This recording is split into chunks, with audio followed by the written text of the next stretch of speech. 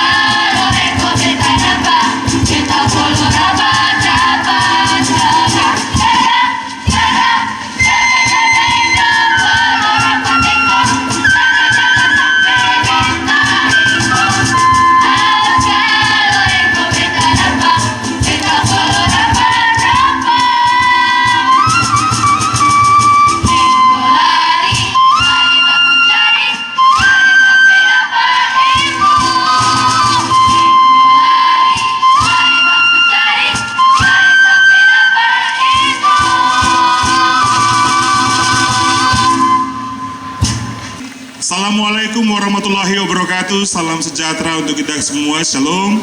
Om Swastiastu, Namo Buddhaya. Salam kebajikan, salve. Bapak Ibu hadirin sekalian, menjelang peringatan HUT ke-68 Kota Masohi tahun 2025, Panitia HUT Kota Masohi berinisiatif untuk memberikan literasi kepada kita semua, khusus bagi generasi muda, kita semua yang hadir di malam hari ini, untuk bagaimana kita mendengar apa yang akan disampaikan oleh narasumber kita di malam hari ini dalam talk show di hari ini. Mungkin ketong semua yang hadir pada malam hari ini akan mendengarkan apa yang akan disampaikan. Tema besar kita malam hari ini adalah Masohi membangun peradaban dari sejarah yang besar menuju masa depan. Bapak Ibu hadirin sekalian, seperti yang sudah diperkenalkan tadi, kita punya narasumber ini dari paling ujung, kemudian Pak Mo, ya, ini mewakili kaum muda, kemudian Pak Eka, kemudian Pak Bupati sebagai keynote speaker sebentar nanti kita, kemudian Pak Dodi dan Bapak Raja, Bapak Ece kita panggilnya. Kemudian saya ditemani oleh host yang ganteng, Pak Nanang. Oke. Bapak Ibu hadirin sekalian, di dalam talk show saya izin duduk dulu. Banyak hal yang akan kita nikmati di malam hari ini, dan untuk yang pertama kita akan dengarkan, ya, apa yang mau disampaikan nih sebenarnya terkait Kota Masohi. Kita punya kota idaman, kota yang nyaman, tenang, kota penuh persaudaraan seperti tema kita di HUT ke-68 Kota Masohi hari ini. Dan kesempatan pertama kita akan mendengarkan apa yang mau disampaikan oleh Pak Ece, Bapak Raja Amahai yang sebelah kiri beta ini, yang ganteng malam hari ini. Bapak Ibu sekalian, semua orang sudah tahu kalau memang Kota Masohi ini dia berdiri di dataran tanah milik negeri Amahai. Mungkin kita akan dengarkan sedikit dari Bapak Ece, Pak Raja, kira-kira proses awal sampai dataran nama atau seram ini. Kita belum tahu ini namanya Masohi pada saat itu, ya, dijadikan sebagai ibu kota. Ini kebetulan memang petuanannya negeri Amahai, jadi kita hadirkan Raja Amahai. Disilakan Bapak ya. Terima kasih Pak Bupati. Izin selamat malam Bapak Ibu, Bapak Saudara, masyarakat Kota Masohi. Assalamualaikum warahmatullahi wabarakatuh. Selamat malam, shalom. Bapak Bupati yang beta hormati, beta sebenarnya para narasumber, beta sebenarnya terlalu banyak tahu. Tapi menurut cerita dari ketumpung orang tua-tua, kebetulan Pak Bupati, beta ini anak dari kepala pemerintahan negeri, raja yang memang pelaku penyerahan tanah Kota Masohi ini, tanah nama untuk Kota Masohi ini. Jadi ceritanya sebenarnya itu Kota Masohi ini tanah yang diperuntukkan itu di daerah Kupapuyoni. Kupapuyoni itu Pak Bupati, Bapak Ibu semua masyarakat Kota Masohi akan di belakang negeri Amahai, yang kalau katong kenal sekarang yang katong bilang di daerah Kerai. Jadi tanah di daerah Kerai atau di Kupapuyoni itu tanah negeri, sehingga ada tanah perorangan, sehingga ada itu tanah negeri, sehingga pada saat dibutuhkan tanah untuk pembangunan atau ibu kota Kabupaten Maluku Tengah pada saat itu, negeri Amahai memberikan tanah negeri. Artinya tanah diberikan secara cuma-cuma. Nah, dalam perjalanannya, jadi ada tim mungkin survei. Ternyata tanah itu, daerah Kerai ini akan sencocok. Mungkin daerah kurang air kah? Atau daerah berbukit-bukit. Ya. Jadi itu akhirnya gagal di situ. Nah, tahap berikutnya ditentukanlah daerah Seram bagian barat daerah Eti. Tapi lagi-lagi atas usaha dari katorang punya tokoh-tokoh anggota DPRD sementara pada saat itu, ditambah lagi dengan beberapa raja yang ada di Seram Selatan pada saat itu langsung mereka sepakat supaya kalau bisa akan tetap di daerah Seram Selatan, jadi bukan di Seram Barat sana. Lalu diberundingkan lagi dengan pemerintah negeri Amahai, Raja Aruru, karena dua ini yang mempunyai wilayah belum mulai punya petuanan. Ditambah lagi dengan di Raja Suku, Raja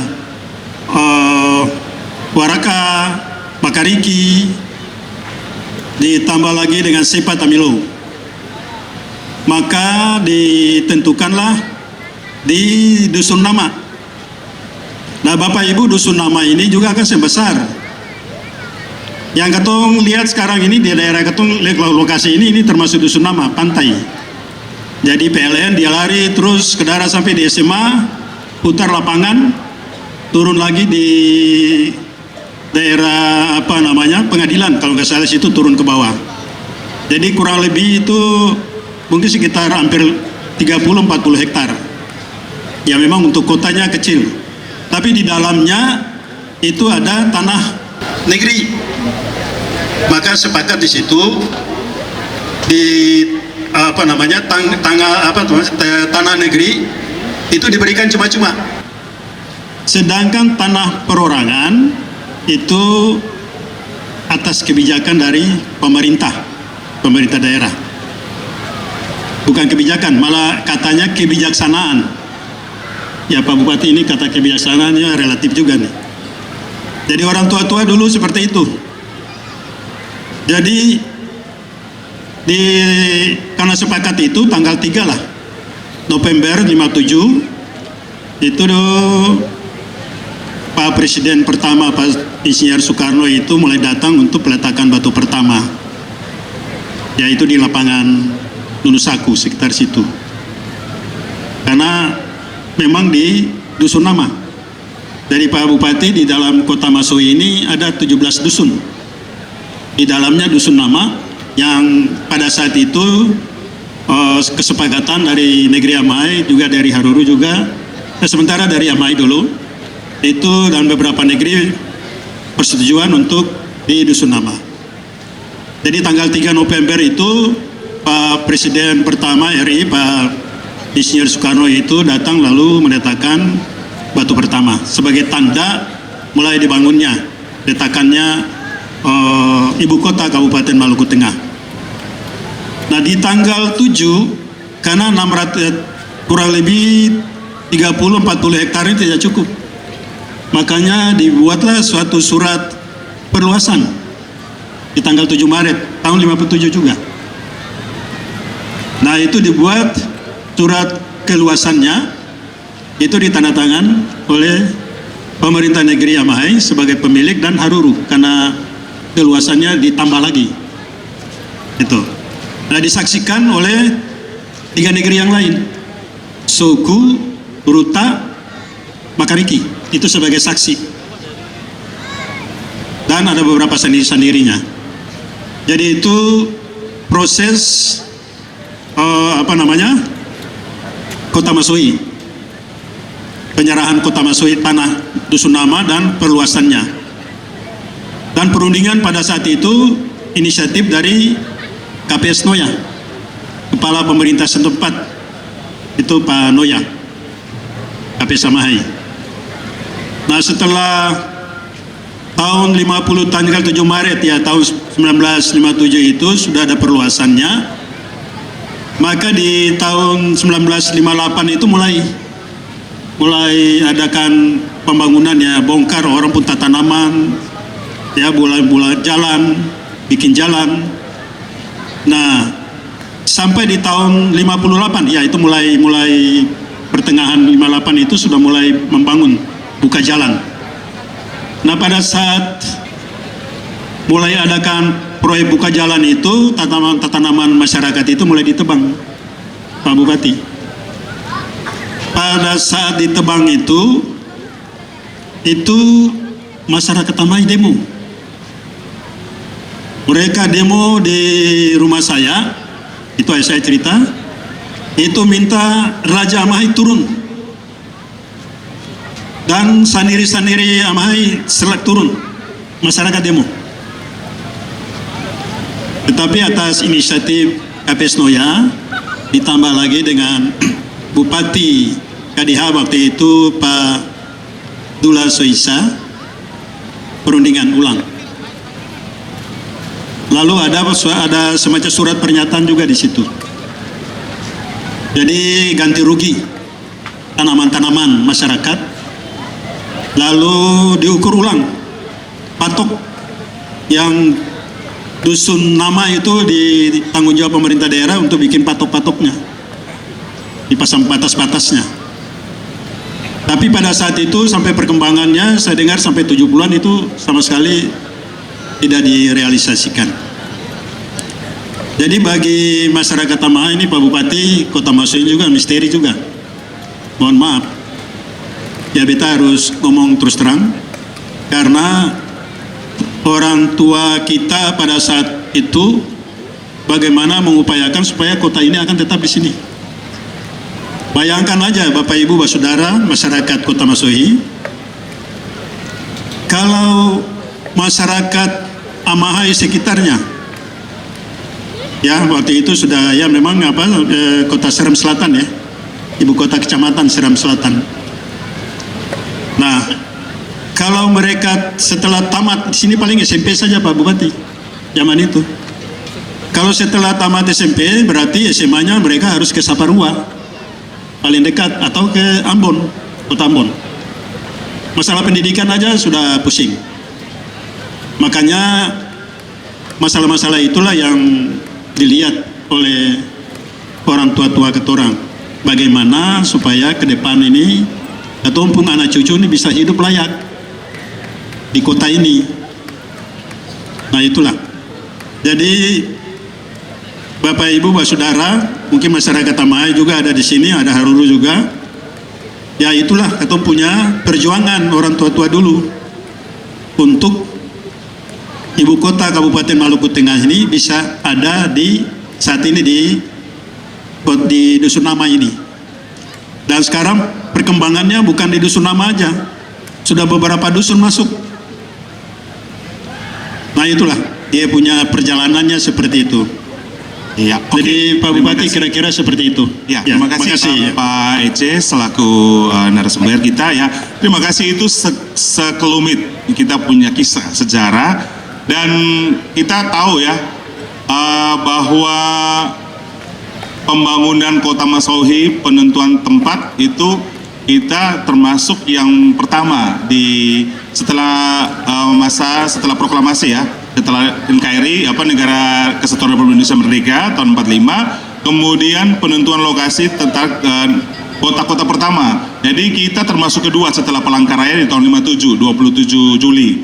Nah, Kota Masohi ini tahun 57 tanggal 3 November. Ini sesuatu yang luar biasa karena kita merupakan kota yang paling pertama di Indonesia Timur. Nah, kota pertama di Indonesia Timur itu merupakan hashtag kita sebenarnya, bahwa sudah sangat tua dan sudah sangat lama. Bapak Ibu sekalian, hadir di malam hari ini juga Pak Eka nih, dari konsultan kita, kemudian arsitektur, banyak buku yang telah beliau buat. Nah, ini kesempatan Pak Nanang deh yang untuk nanti mau bicara. Banyak kita akan dengar terkait dengan bagaimana penataan Kota Masohi pada saat itu, apa saja dari sisi arsitekturnya. Silakan Pak Nanang.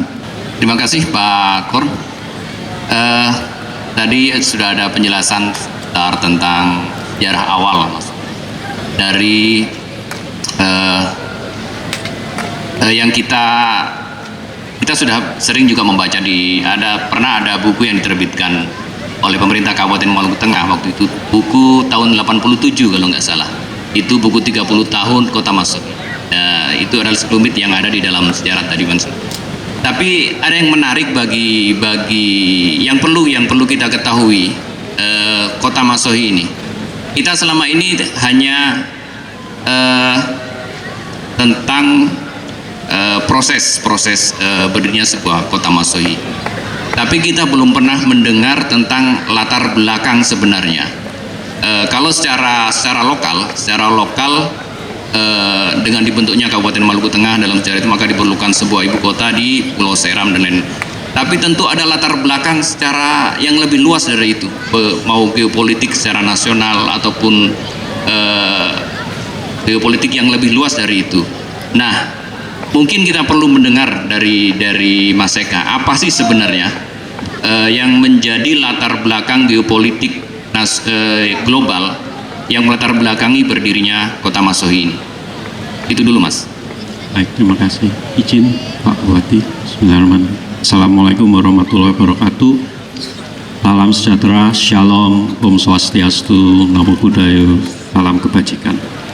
Ya, memang kita perlu, tadi sudah disampaikan ya, Masohi dibangun pertama kali disurvei oleh Presiden Republik Indonesia 1957, diresmikan tahun 1959. Ya, kita perlu mulai dengan konteks dulu, apa sebenarnya yang terjadi di sekitaran era itu, gitu ya, satu dekade sebelumnya dan satu dekade setelahnya.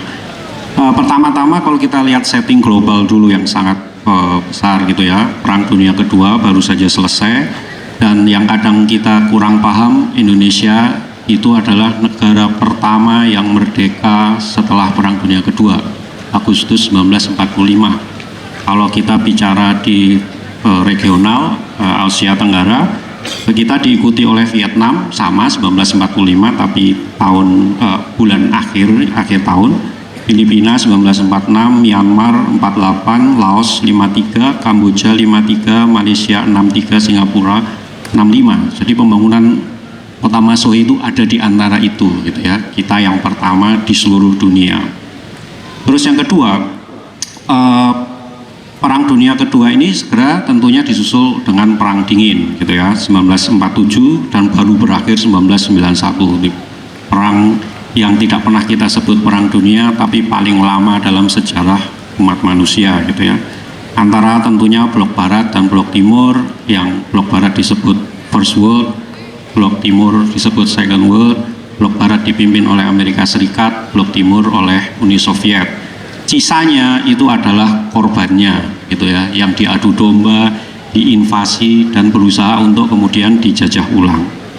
Nah, yang berikutnya kita sebenarnya patut berbangga karena Indonesia bersama beberapa negara sahabat, terutama India, itu proaktif menghimpun kekuatan dunia ketiga ya. Kita yang bekas-bekas penjajahan itu melalui pertama konferensi relasi Asia di New Delhi 47. Dan tentunya yang paling besar berikutnya adalah 1955 konferensi Asia Afrika yang mendatangkan 29 kepala negara dari Asia dan Afrika, seluruhnya dunia ketiga ya. Itu tidak pernah terjadi dalam sejarah dunia sebelumnya.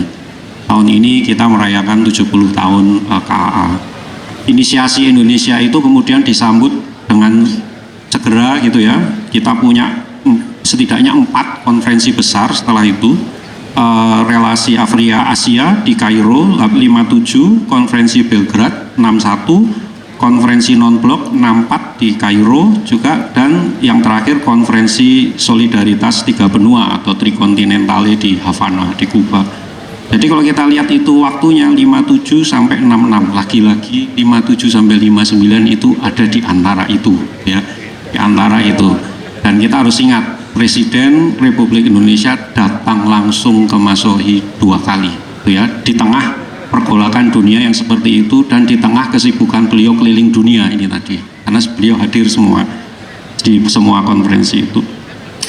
Nah, pada akhirnya salah satu yang kami temukan ketika kami menulis buku Masohi 3 Zaman atas inisiasi pemerintah Kabupaten Maluku Tengah, ternyata Masohi itu punya saudara.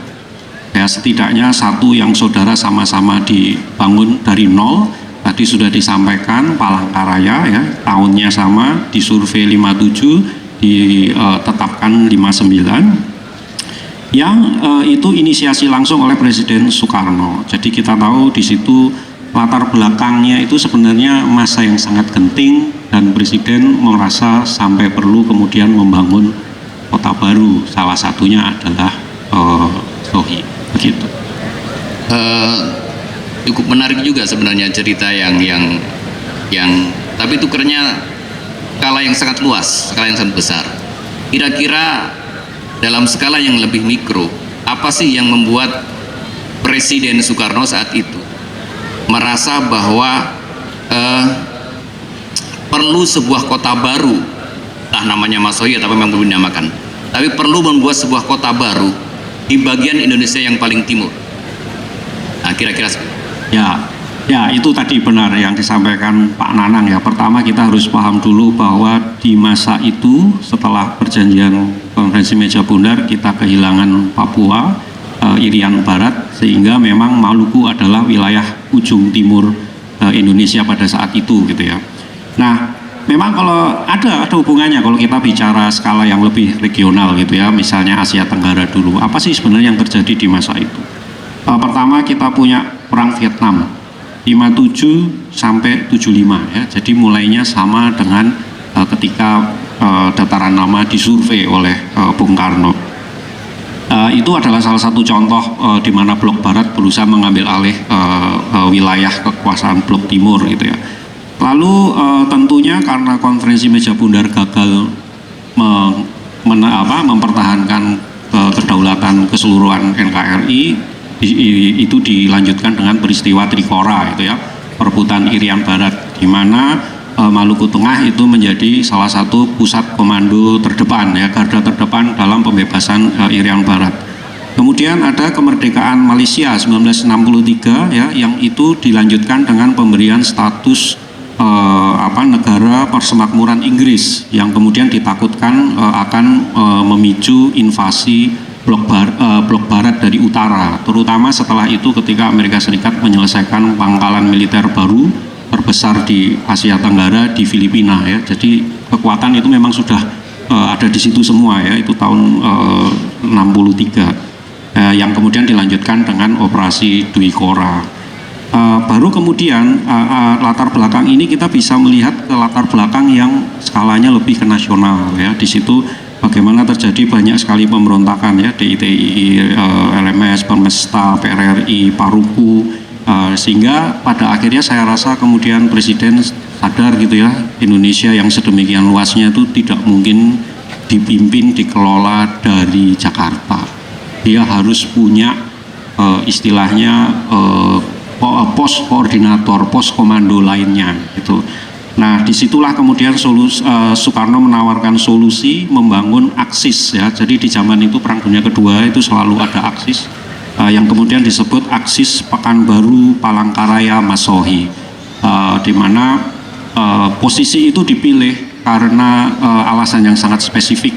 Palangkaraya disiapkan menjadi ibu kota negara yang baru menggantikan Jakarta. Sementara Pekanbaru itu dibangun ulang ya, tapi sudah ada kotanya, dan Masohi dipilih sebagai lokasi garda terdepan untuk mempertahankan kedaulatan dan nantinya seharusnya memimpin pemajuan itu pengembangan wilayah NKRI.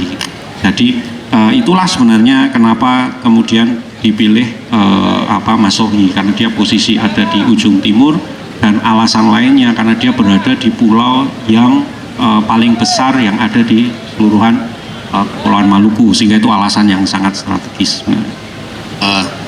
Jadi waktu itu kan disebut paling timur karena memang kan Papua belum bergabung di NKRI, kan baru tahun 60 ya Papua bergabung. Nah, seberapa pentingkah kota Masohi saat itu, dan apa visinya, visi Presiden Soekarno terhadap kota Masohi sebenarnya? Waktu itu memang belum disebut Masohi, tapi butuh sebuah kota di Indonesia Timur. Apa visi Presiden saat itu? Saya rasa ada beberapa hal ya, beberapa aspek yang perlu kita pertimbangkan. Misalnya pertama aspek ke dalam dulu gitu ya. Jakarta ini dan hampir seluruh kota besar di Indonesia pada saat itu dan saat ini gitu ya, Surabaya, Semarang, Bandung, Medan, Makassar, Ambon, itu semua adalah istilahnya warisan kolonial gitu ya, memang penting sampai sekarang itu. Terus yang kedua, sisa kota besar lainnya, Yogyakarta, Surakarta, Palembang, itu adalah warisan monarki gitu ya, era sebelum kemerdekaan. Nah, pada dasarnya sebenarnya ketika kita bicara apa yang terjadi di masa itu, pergerakan dunia keseluruhan, ketika mereka meminta ada kemerdekaan, Soekarno itu seperti melihat adanya kebutuhan untuk membangun kota yang baru, yang sebenarnya kita bicara ini di tataran teknis, penataan kota itu kemudian menjadi berbeda dengan apa yang biasanya dilakukan di era-era sebelumnya. Jadi dari situ kita bisa lihat juga ya, kalau kembali sedikit tadi, konferensi-konferensi tadi itu sangat dekat ya, 1955, 57, 61, 64, 66. Jadi kira-kira para pemimpin-pemimpin negara, presiden dan perdana menteri itu sering sekali ketemu gitu ya, 3 tahun, 4 tahun sekali itu ketemu. Dari situ kita bisa mengasumsikan bahwa mereka pun berdiskusi tentang kebutuhan yang sama. Nah, dari situ sebenarnya kita bisa kemudian menyimpulkan bahwa Mas Sohi itu tidak hanya bersaudara dengan Palangkaraya saja gitu ya, tapi juga dengan beberapa kota penting yang ada di negeri sahabat. Sebenarnya jadi tidak hanya di Indonesia saja begitu saudaranya. Jadi seperti apa ya? Seperti kayak sister city begitu ya, konsepnya sekarang itu. Sebenarnya ada kembaran-kembaran kota Mas Sohi yang dibangun pada tahun itu di dunia, bukan hanya Mas Sohi sendiri. Kalau disebutkan Mas Eka tadi ada dari Brasilia, kemudian dari Chandigarh di India. Nah, ada nggak buktinya, Mas? Ya, mungkin itu kita perlu sedikit spekulasi. Tapi kalau di ranah sejarah gitu ya. Tapi kalau di ranah teknis tata kota itu dapat dibuktikan ya dengan sangat sederhana. Pertama gini, kalau kita bicara sistem tata kota yang dianggap baru itu tadi di dunia di masa itu ada 2 macam sebenarnya. Macam yang pertama itu namanya sistem grid ya, di mana dia bentuknya jadi kotak-kotak begitu.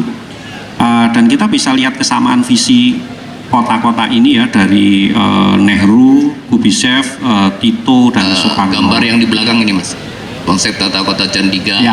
Ya begitu. Oke, kita ke Chandigarh dulu ya. Jadi pionirnya atau yang pertama kali melakukan ini uji coba ini memang India gitu ya, di Chandigarh. Chandigarh ini ibu kota Punjab, dia wilayah paling utara perbatasan dengan Pakistan, sangat rawan konflik setelah partisi oleh Inggris ya, Indian Partisi.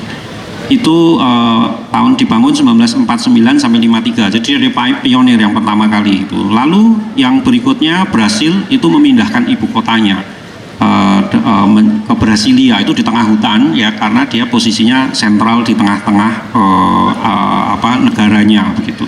Ini dilakukan pada tahun 56 dan 61. Nah, kita bisa lihat di gambar itu ya, Chandigarh dan Brasilia ini sama-sama menggunakan metode grid ya, atau secara teknis biasa disebut Siam-Athens Charter gitu ya. Nah, itu sangat radikal dan mutakhir di zamannya. Itu bisa kita jelaskan sebagai sistem tata kota yang zona wilayahnya dibagi menjadi blok-blok gitu ya, yang bentuknya persegi sehingga dia efisien begitu. Nah, Palangka dan Mas Sohi ini masuk dalam kategori ini ya. Kita bisa lihat, kalau kita lihat Palangkaraya dan Mas Sohi itu sama sistemnya gitu ya. Dan kita bisa bayangkan ya, ini terjadi di waktu yang hampir bersamaan di dunia gitu ya. Jadi kita bisa bayangkan nih bagaimana presiden-presiden itu sedemikian dekatnya dia bisa ngobrol, diskusi, dan menghasilkan kota yang hampir sama. Sekarang kita bisa lihat seperti itu. Lalu juga ada yang lain ya, jadi yang lain itu adalah sistem Main Street gitu ya. Itu pertama dilakukan di Yugoslavia ya, sekarang sudah tidak ada, tapi dulu Yugoslavia di Belgrade itu membangun bukan kota baru, tapi dia memperbarui kota dengan memberi aksis baru namanya Novo Beograd. Di situ garis lurus yang kemudian ditaruhlah tempat-tempat bangunan-bangunan penting negaranya gitu ya. Nah, itu kemudian dilakukan juga di Jakarta untuk persiapan Asian Games 62 gitu. Nah, dengan yang sekarang kita tahu dengan Sudirman Tamrin ya, itu juga semacam sister cities. Tapi itu memang terjadi hampir bersamaan gitu. Kesimpulannya sebenarnya ya memang kita bisa lihat ya bahwa semuanya itu berhubungan. Secara sejarah mungkin susah untuk kita bisa menemukan dokumen yang mengatakan bahwa Soekarno bertemu Tito, bertemu Kubishev, bertemu Nehru membahas tata kota, tentunya susah ya. Tapi secara analisis tata kota itu saya rasa bisa dibuktikan, dan dari kedekatan waktu pembangunannya sebenarnya itu yang membuat dia menjadi cukup bisa kita pahami konteks.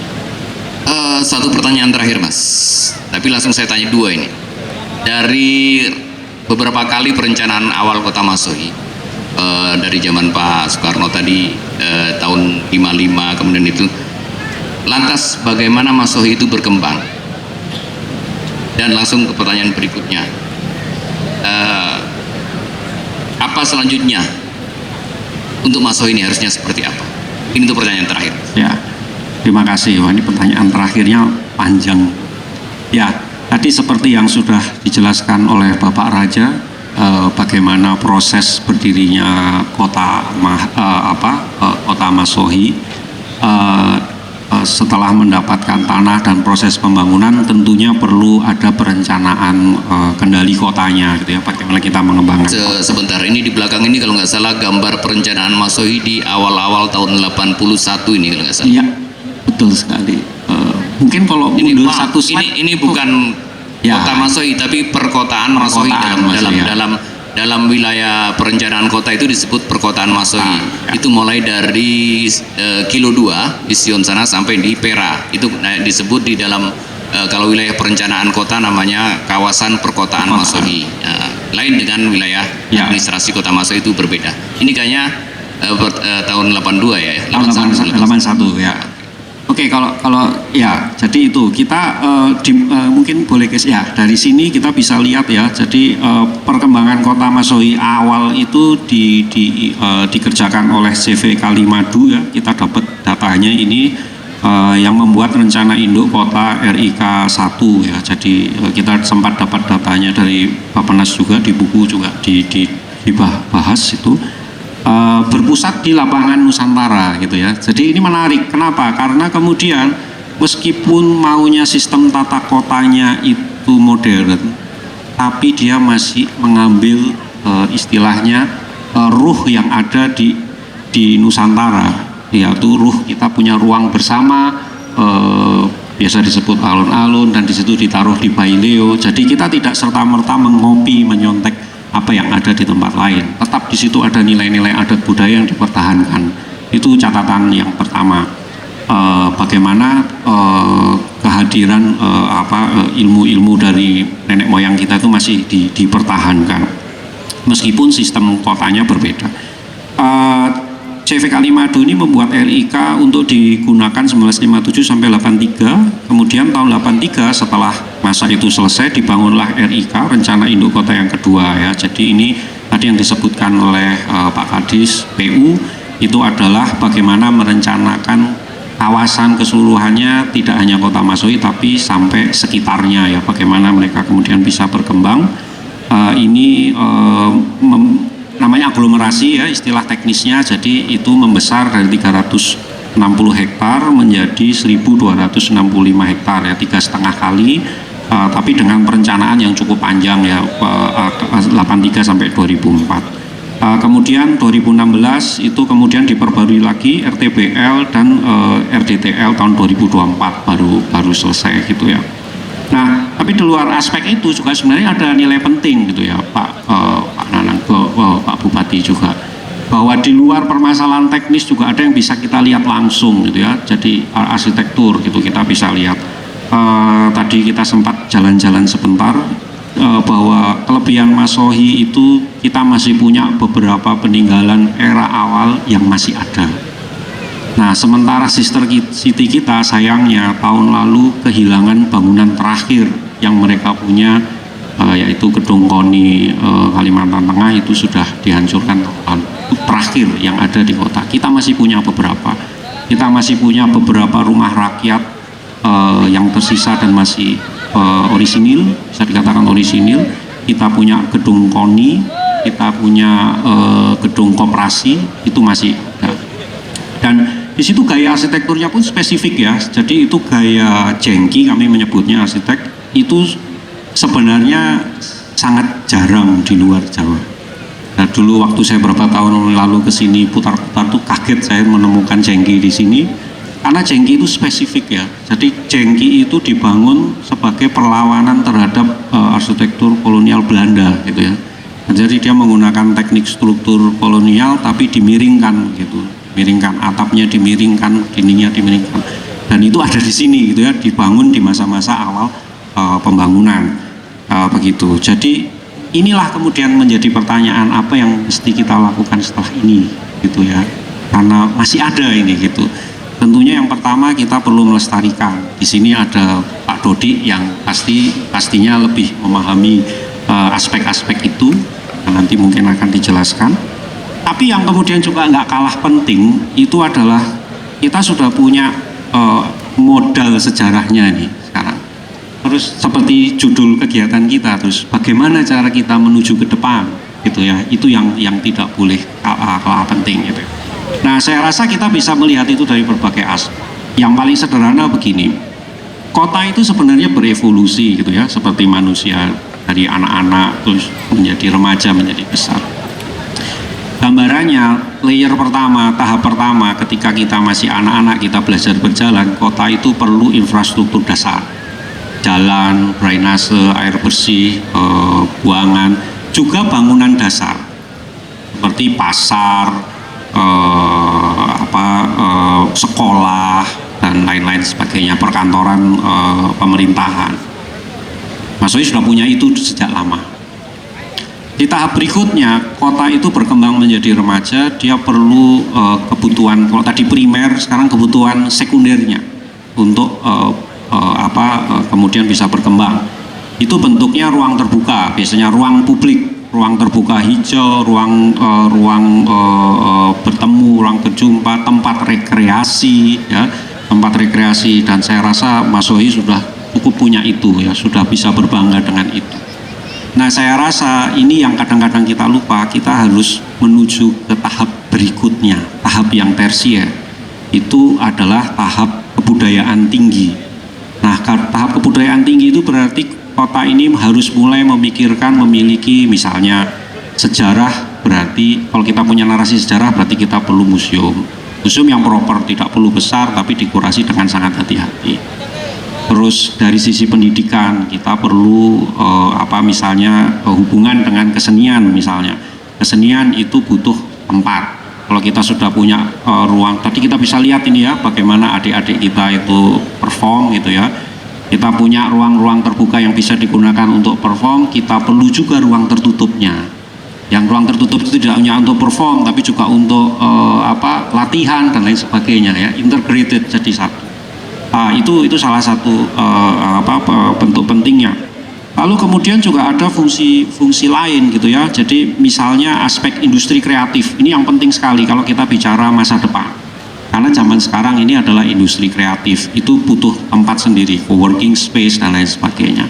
Dan tentunya itu tadi kita bicara itu fisik saja gitu ya. Jadi ini kita perlu yang lainnya ya, kita perlu aktivitasnya, kita perlu pemuda-pemudanya ini harus dididik, dibina, diberi kesempatan untuk berkembang.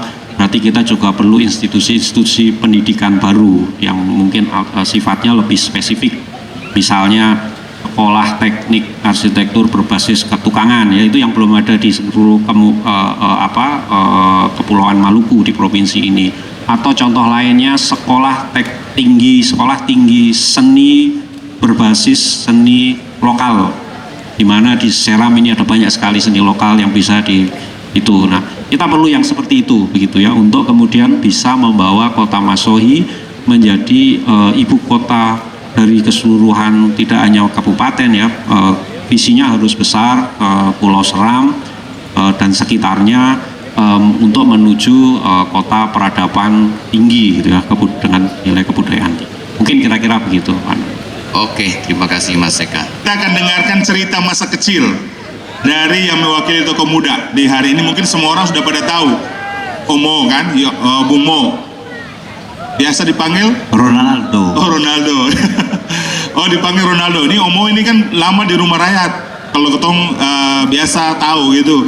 Nah sekarang saudara nih mau tahu dulu itu seperti apa kan, lahir sampai besar sampai sekarang tuh masih di rumah rakyat, bahkan masih jadi ketua RT di rumah rakyat. Bayangkan su tinggal di Tampalayeng masih jadi ketua RT di Tampalayeng, itu juga pelanggaran sebenarnya. Tapi sama apalah, pengecualian untuk yang mau Alidrus, semua orang sudah tahu. Nah udah, silakan.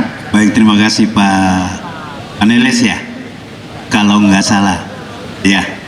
Mohon izin Pak Bupati, Bapak Raja, Pak Ketua, Pak Eka, Haji, Bapak Ibu, masyarakat Kota Masohi yang saya hormati, kakak-kakak, adik-adik, tete-tete, nenek-nenek, beta mohon maaf, beta ada di sini, suatu kebanggaan buat beta.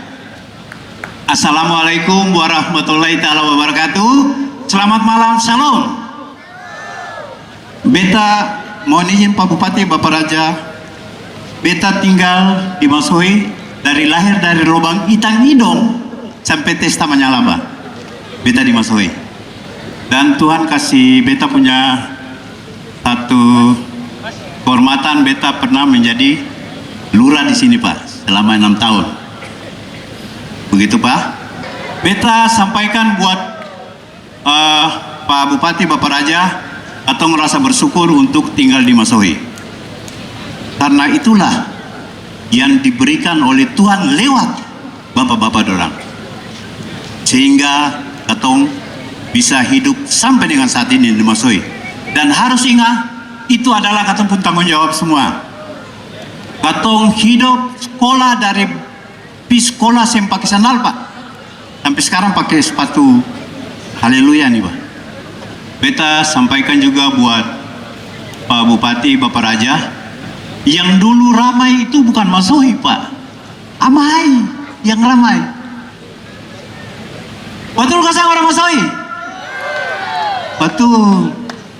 Kalau ketong bilang saja mohon izin Pak Bupati, dia sakit. Siapa? Itu sakit. Kenapa? Berat. Dia sakit berat. Kenapa? Dia sudah dibawa ke rumah sakit Amahai. Artinya kelengkapan di rumah sakit Amahai itu komplit Pak. Begitu. Tapi dengan perkembangan Kota Masohi, akhirnya kita bisa tahu bahwa orang Masohi juga harus berbangga. Katong pi di Ambon bukan kayak dulu dong bilang begini, dari Seram. Ya tuh kampung, sekarang mari lihat Seram. Enggak ganyong. Beda jauh. Betul? Orang Masohi betul keseng? Betul, harus begitu. Jadi mohon izin Pak Bupati, Pak Raja, Bapak Ketua sama Pak Eka, betul dulu di Masohi, pertama lampu. Ya, sempat disinggung Pak. Lampu itu menyala jam 4 sore Pak. Nanti mati jam 12 malam. Apabila ada menyala jam 6 sore sampai dengan jam 6 pagi, itu berarti katong tahu ada tamu besar dari provinsi atau yang lain. Begitu Pak. Sehingga kata orang itu di jam 11 malam itu sudah persiapan Petromax atau lampu dari botol-botol itu, lalu ketong lubang Itang Idong Pak. Begitu Pak. Kemudian Pak, katong pun satu kebanggaan Pak, semua orang Masohi waktu itu sudah tahu buang air BAB Pak di kloset, jarang buang air di pantai. Itu katong pun kebanggaan. Kemudian Pak, kata orang tinggal itu Pak di kompleks rumah pegawai. Katong bilang yang tadi itu Pak ada dua Pak, rumah pegawai dan rumah rakyat. Begitu Pak Eka. Nah di belakang itu memang sudah ditata untuk tempat mainnya kita. Jadi kalau kita kenalnya, contoh si Denny Tomatala, biar bapak sampai neneknya kita kenal, karena setiap hari kita ketemu di situ Pak, di tempat main. Begitu Bapak Raja. Nah itu yang kita sampaikan. Lalu mistiknya juga Pak, Bapak Raja banyak Pak. Katong jam 5 katong sulia, itu kayak kunang-kunang naik ke atas saya Bapak Raja. Tapi betul ke saya Bapak Raja. Tapi tiba-tiba juga tambus lemu. Dapat lihat ada kapal guling lah, Ada apalah, apa tuh orang Masai? Ah, teman-teman anak-anak kecil. Begitu. Ya, mungkin harapannya ke depannya bagaimana nih? Oh. Karena sudah Tentu. lama toh dimasuki. Ya. Kalau harapan Pak, mohon izin Pak Bupati. Selaku anak muda nih, kan generasi muda banyak nih, ada Iya. generasi Z, ada Nah, generasi memang X, kan masih muda. milenial. Iya. Nah, masih muda. Kakamata kawar apa ya? Masih muda. Masih iya. muda. Iya. Harapan itu banyak. Satu aja lah, Tidak. Harus banyak. dua gitu. Tidak. Katong mau bahwa katong tinggal di Masoi ini tidak memalukan kota Masoi. Mohon izin Pak Bupati Tabe tidak memalukan kota Masoi. Dan Bapak juga harus bangga bahwa Masoi ini katong punya. Sehingga sama orang bilang dari mana? Dari Seram. Saya ada garu-garu kepala lagi. Dari Masoi kakak. Segitu. Kemudian Pak, ternyata Masoi ini bukan pengembangan kota. Bangun Dari awal. dari awal dengan komplit perencanaan apa semua. Itulah yang menjadi tanggung jawab buat katoran semua. Paling tidaklah katon jaga apa yang ada sarana yang ada yang sekarang, supaya pemerintah juga bisa bangun yang lain lagi. Oke. Ya.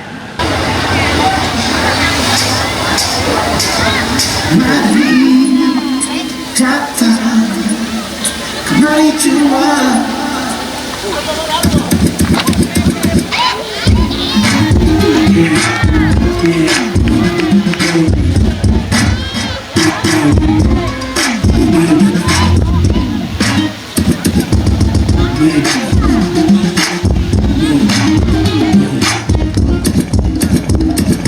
Pergi datang di suatu pesta, semua orang siap goyang, pasti betul juga. Tanpa badane, ale pantela, hati berpelona, sulit kawan, mari datang, mari cuma, oh.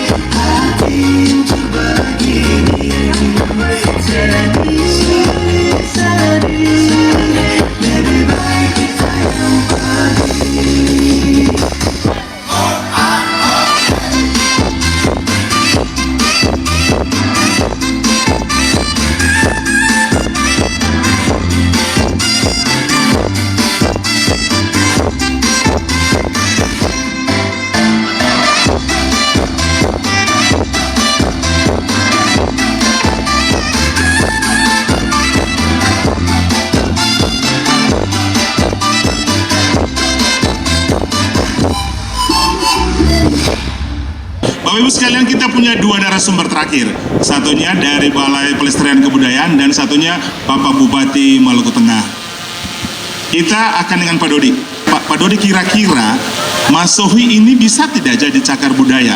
Kan kita tahu nih kawasan biasanya situs apa gitu, dengan sejarah pertama di Indonesia Timur, kemudian nomor 2 di Maluku, di Indonesia, kemudian IKN itu baru aja di Mimpi, ya itu kan di Kalimantan Timur. Di Mas Sohi lebih awal nih. Nah, ketemu mau dengar dulu dari Pak Dodi, dari orang budaya, kira-kira Mas Sohi bisa nggak? Silakan. Terima kasih Pak. Selamat malam Pak Bupati, Bapak Raja, Pak Eka, Pak Uwo, Bapak Ibu. Ya, terima kasih sekali. Assalamualaikum warahmatullahi wabarakatuh. Salam sejahtera bagi kita semua. Salam, Om Swastiastu, Namo Buddhaya, Rahayu, Salam Kebajikan Tapian. Memang kita berbangga nih Pak Bupati, Bapak Ibu yang ada di sini, bahwa tadi juga sudah dikatakan oleh Pak Eka, kita itu punya kota yang asli bikinan karya anak bangsa begitu ya, asli bikinan karya anak bangsa begitu. Dan untungnya lagi Pak, itu tinggalannya itu masih banyak yang komplit. Tidak setiap kota itu masih memiliki ciri-ciri yang tertinggal, seperti tadi sebutkan rumah jengki seperti itu. Kemudian yang kedua, nah ini malah PR Pak, karena Presiden Soekarno itu telah memberikan nama Mas Sohi Gotong Royong, sehingga kita itu sekarang dapat PR nih, bagaimana wujud gotong royong ini bisa diimplementasikan.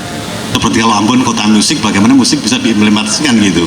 Nah, kota-kota lain seperti Sawah Lunto, Jogja itu juga sudah sebagai UNESCO Pak. Jadi sangat bisa, bahkan ditetapkan UNESCO. Kemudian kota-kota lain juga sudah ditetapkan sebagai cagar budaya nasional seperti Kota Tua Jakarta, Kota Lama Semarang. Jadi memang yang pertama kita harus mengidentifikasi dulu tinggalan itu Pak. Tinggalannya misalnya ada rumah jengki, dan ada lagi pendopo atau apa tadi ya Pak ya. Kita identifikasi, kita inventarisasi menjadi ODCB dulu, objek yang diduga sebagai cagar budaya Pak. Nah setelah itu baru kemudian dikaji oleh TACB, tenaga ahli cagar budaya yang ada di tingkat kabupaten. Nah setelah dikaji baru kemudian ditetapkan, mulai dari yang kecil dulu. Kalau nggak ada bangunan ya benda dulu, tapi di sini ada rumah nih, nah bangunannya dulu. Baru kemudian ketika bangunan itu banyak, jadilah situs.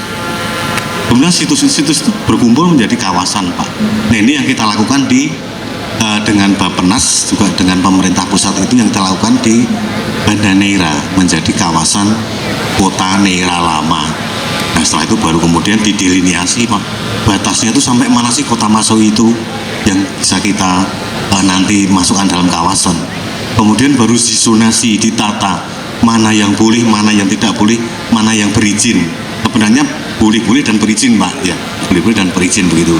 Dan nanti juga ada zona-zona di sekitar, zona penyangga dan zona pengembangan. Nah seperti ini kami malah sangat mendukung Pak.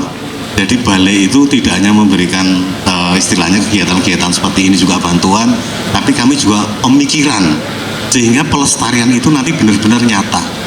Ini kebanggaan kita bersama Pak, kalau bisa resmikan oleh Bapak Bupati sebagai cagar budaya yang tingkat kabupaten dahulu. Nanti ketika lebih penting peringkatnya jadi provinsi Pak, Pak Gubernur tanda tangan SK. Tapi tadi kan Pak Soekarno nih, berarti nasional dong. Nah nanti TACB nasional menetapkan, kemudian tanda tangan menteri Pak. Nah nanti kami juga ikut berjuang mempertahankan ini ketika itu menjadi nasional. Dan ini pasti mungkin Pak. Itu Pak, mungkin Pak. Oh, ya. Oke, terima kasih Pak Dodi. Jadi kita punya PR, kita punya situs, kita akan bangun, kita akan data sehingga kita bisa usul untuk dijadikan cagar budaya sampai di nasional ya. Itu kita di situ ya. Ya, siap. Oke. Kita harapkan ya, karena ada satu lagi yang namanya Sabayan Latale itu udah tidak ada, dan mungkin itu juga akan menjadi data untuk pendukung dari Pak Dodi. Bapak Ibu sekalian, setelah ini kita akan dengarkan dari Pak Nanang. Pak Bupati silakan. Mungkin Pak Nanang dulu. Oke, iya, siap. Jelang jam 12 kita akan mendengarkan pernyataan harapan dari Pak Bupati selaku pemimpin di Kabupaten Maluku Tengah. Harapan ke depan beliau seperti apa di 5 tahun ke depan ini. Ini kita sudah jalan 1 tahun.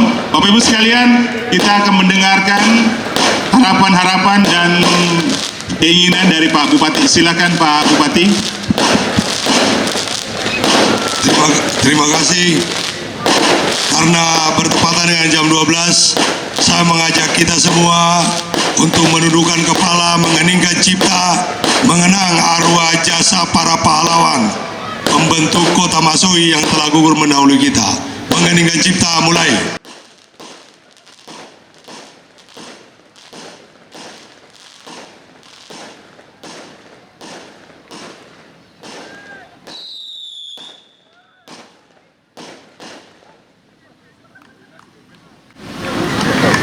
Selesai. Selamat ulang tahun Kota Masohi.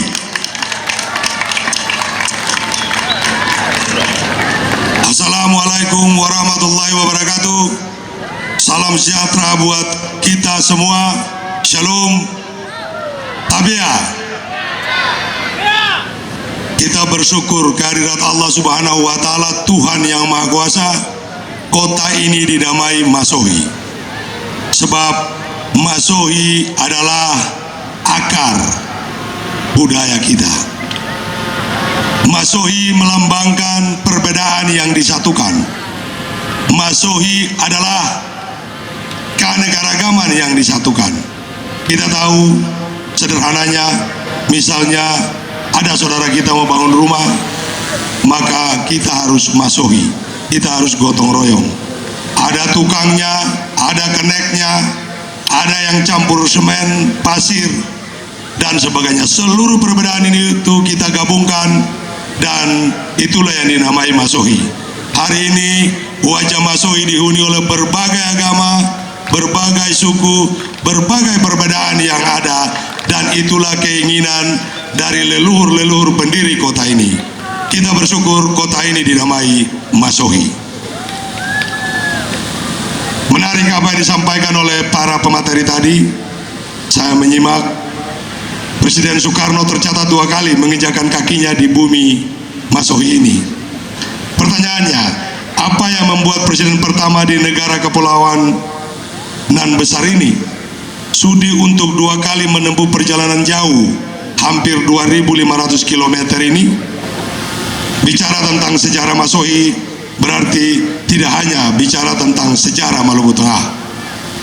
Bicara tentang sejarah Masohi berarti tidak hanya bicara tentang sejarah Kepulauan Maluku. Bicara tentang sejarah Masohi berarti tidak hanya bicara tentang sejarah Indonesia. Bicara tentang sejarah Masohi berarti juga bicara tentang sejarah dunia, atau lebih tepatnya bicara tentang sejarah kedaulatan Asia Afrika. Mengapa bisa demikian? Sebab dahulu putra Sang Fajar punya rencana besar untuk Masohi. Rencana terhadap Masohi dan peran besarnya dalam operasi pembebasan Irian Barat.